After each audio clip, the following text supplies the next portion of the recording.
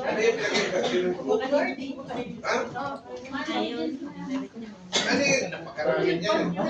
Dami ng boyo na nag-a-apply ngayon. Pwede mo susulatan ko yung aking kaibigan. Eh, ano eh. Kaya po lang po tayo.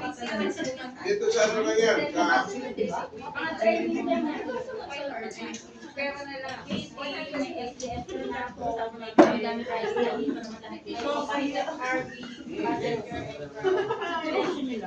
dito naman na nag-i-RV. Alam mo, sa totoo lang po kasi para sa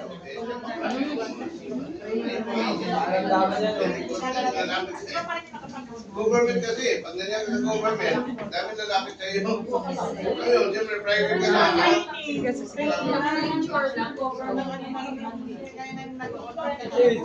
Magsasay lang, pero pag magsasay kahit saan. Kaya, Commodore na.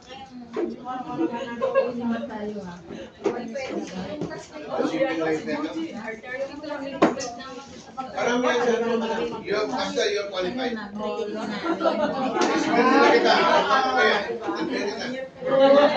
You're qualified to be what is your ano? Ha?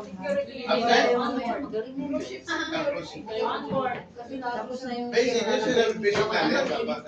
And then very competent sa handheld, walkthrough, risking, mag-inspection. Ayos ka ba kanina sa mag-inspection? Yes, sir. Perfect. Perfect.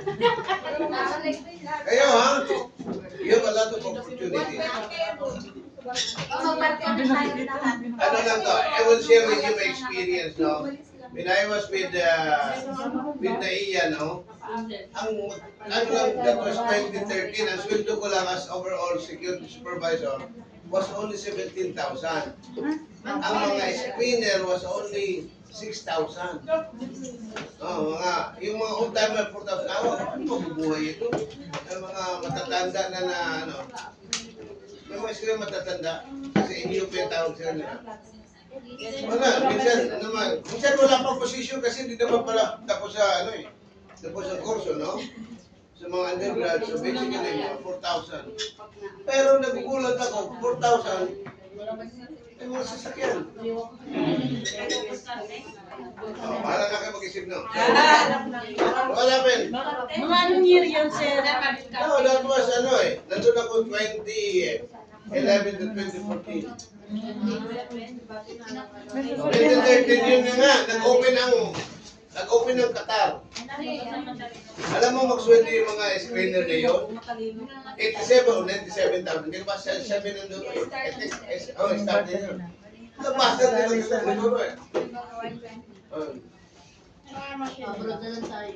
Yan ang sabi, because you have not the knowledge. Kasi yan.